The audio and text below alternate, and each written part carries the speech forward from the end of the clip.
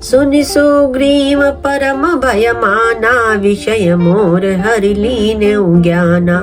अब मारुत सुत दूत समूहा, पठवहु जाता बानर जूहा। हनुमान जी के वचन सुनकर सुग्रीव ने बहुत ही भय माना और कहा, विषयों ने मेरे ज्ञान को हर लिया। अब हे पवन सुत, जहाँ तहाँ बानरों के यूथ रहते हैं, वहाँ दूतों के समूह को भेजो।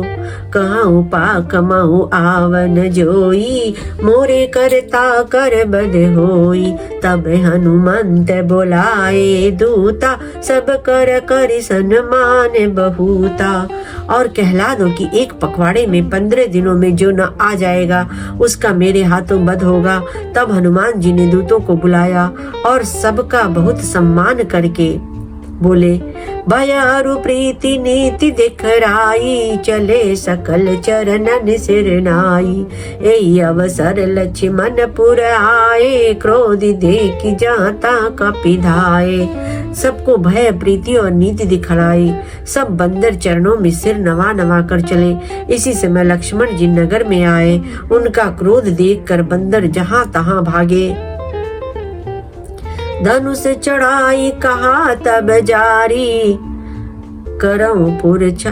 धनुष चढ़ाई कहा तब जारी, करऊं पुरछार। व्याकुल नगर देखी तब आयऊ बाली कुमार। तदंतर लक्ष्मण जी ने धनुष चढ़ाकर कहा कि नगर को जलाकर अभी राख कर दूंगा। तब नगर भर को व्याकुल देखकर बाली पुत्र अंगद जी उनके पास आए। चरण नाई सिर विनती कीनी, लक्ष्मण अभय बाहत ही दीनी। क्रोधवंत लक्ष्मण सुनि काना, कह कपि से अति भया अकुलाना। अंगद ने उनकी चरणों में सिर नवाकर विनती की, क्षमा याचना की। तब लक्ष्मण जी ने उनको अभय बाह दी, भुजा उठाकर कहा कि डरो मत।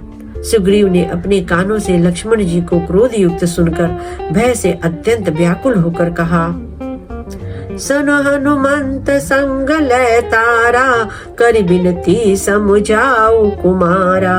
तारा सहित जाई हनुमाना, चरण बंद प्रभु सुजस बखाना। हे हनुमान सुनो, तुम तारा को साथ लेकर जाकर विनती करके राजकुमार को समझाओ, समझा बुझाकर शांत करो। हनुमान जी ने तारा सहित जाकर लक्ष्मण जी के चरणों की वंदना की और प्रभु के सुंदर यश का बखान किया। कर बिनती मंदिर ले आए, चरण पखारी पलंग बैठाए। तब कपि से चरणन सिरुनावा, गई बुझ लक्ष्मण कंठ लगावा। वे विनती करके उन्हें महल में ले आए तथा चरणों को धोकर उन्हें पलंग पर बैठाया। तब वानर राज सुग्रीव ने उनके चरणों में सिर नवाया और लक्ष्मण जी ने हाथ पकड़कर उनको गले से लगाया। नाथ विषय सम मद कछु नाही, मुनि मन मोह करई छन माही। सुनत विनीत बचन सुख पावा, लक्ष्मण ते ही बहु विधि समझावा। सुग्रीव ने कहा, हे नाथ, विषय के समान और कोई मद नहीं है। यह मुनियों के मन में भी क्षण मात्र में मोह उत्पन्न कर देता है। फिर मैं तो विषयी जीव ठहरा।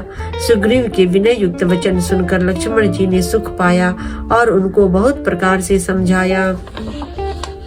पवन तनय सब कथा सुनाई, जय विधि गए दूत समुदाई।